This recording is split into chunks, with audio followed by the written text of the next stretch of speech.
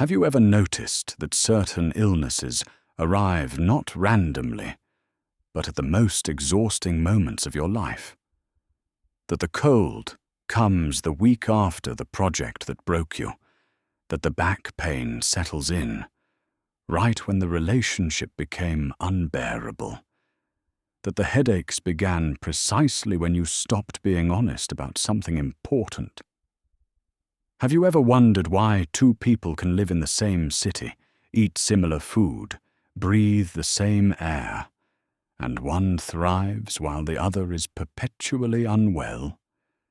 Have you ever sat in a waiting room, staring at a prescription, with the quiet suspicion that the paper in your hand is treating the symptom of something that runs much, much deeper? I am not here to replace your doctor. I am not here to tell you that medicine is wrong or that your suffering is a failure of character. I am here to sit with you in a question that most medical systems are far too busy to ask. And the question is simply this: what if illness is not just something that happens to the body, but something the body is trying to say on behalf of a life that has gone too long without being heard? By the time we reach the end of this reflection, I believe something will shift for you.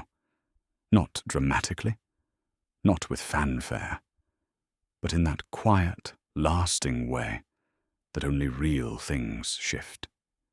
The way a room changes when someone finally opens a window that has been sealed for years.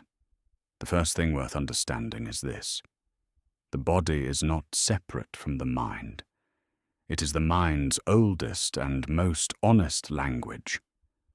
Think of a river and its bed. You can look at the surface of a river and see its current, fast or slow, clear or clouded. But the shape of that current is determined entirely by what lies beneath: the rocks, the sediment, the contours carved by years of water moving through the same channels. Your body is the riverbed. Your thoughts, your emotions, your unspoken griefs and unresolved tensions, these are the water that has been moving through it, shaping it, wearing it down. Modern psychoneuroimmunology, the science of how thought and emotion interact with the immune system, has confirmed what ancient healers intuited long before laboratories existed. Chronic fear suppresses immune function. Chronic anger inflames tissue. Chronic sadness disrupts hormonal rhythms. The body does not distinguish between a saber-toothed tiger and a crushing mortgage, between physical danger and the low, constant hum of feeling unloved. It responds to both the same way, with cortisol, with inflammation, with the exhausting chemistry of emergency. And when that emergency never ends, the body begins to show the cost. Hippocrates, the father of Western medicine, said that it is more important to know what sort of person has a disease than to know what sort of disease a person has. He understood, 2,500 years ago, what we are still slowly remembering today. The person matters. The inner life matters. The texture of a life, its fears, its longings, its silences, is not background information. It is the diagnosis. Here is the second truth, and it may be the one that lands hardest. The words you speak about yourself are not neutral. They are biological events. Imagine a plant that is spoken to harshly every day, not watered less, not given less sunlight, only spoken to with contempt, with dismissal, with the kind of language that says you are not enough. Studies have shown that such plants wilt measurably compared to those spoken to with care and attention.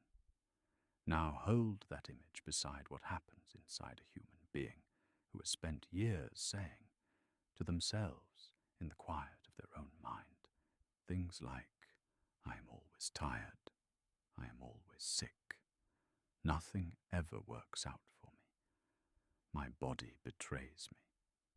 I cannot cope. Every one of those sentences is not just a thought. It is an instruction.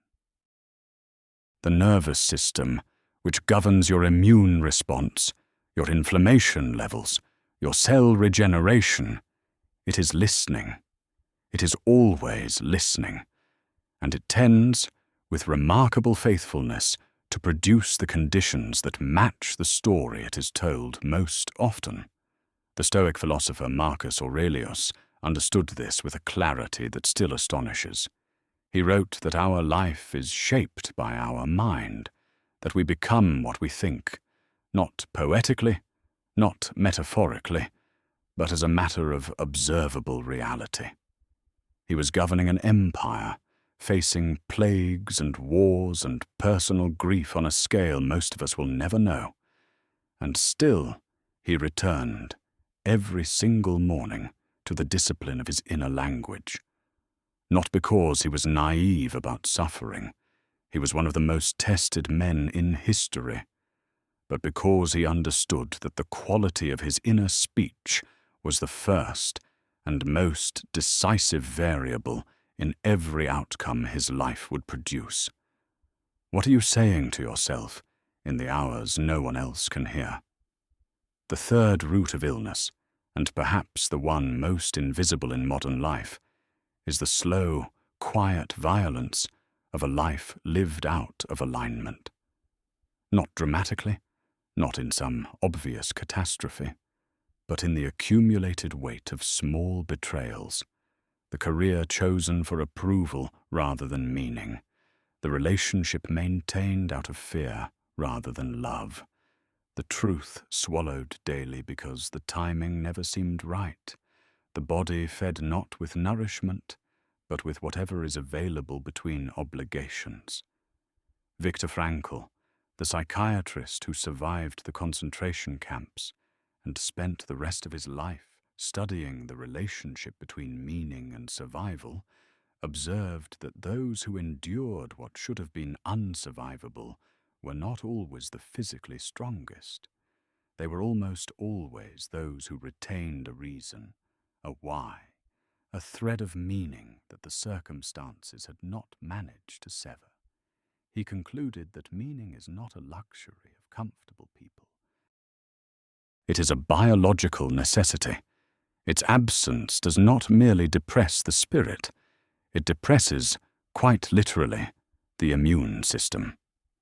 When you are living a life that does not feel like yours, when the days pass in a blur of obligation and performance, when your meals are afterthoughts, when your sleep is shallow because your mind cannot settle, when your body is running on stimulants and grievances and sheer determination, you are not simply tired. You are overdrawn, and the body, like any account that has been drawn from without being replenished, will eventually present its bill. Illness in this light is not a punishment. It is a reckoning. It is the body placing its hand on your chest and saying, "Stop. Something here needs to change. Something here has been ignored long enough." And then there is the particular illness of perpetual complaint, not as a moral failing, but as a physiological one. The ancient Stoics were not merely being idealistic when they cautioned against dwelling in resentment and grievance. They were observing something precise about the nature of human energy. The mind that spends its hours rehearsing what is wrong, what is unfair, what others have taken or failed to give, that mind is not at rest. It is at war. And the body that houses a mind at war is a body in a state of chronic stress. Inflammation does not care whether your anger is justified. It rises regardless. The immune system does not grade your grievances on a scale of legitimacy.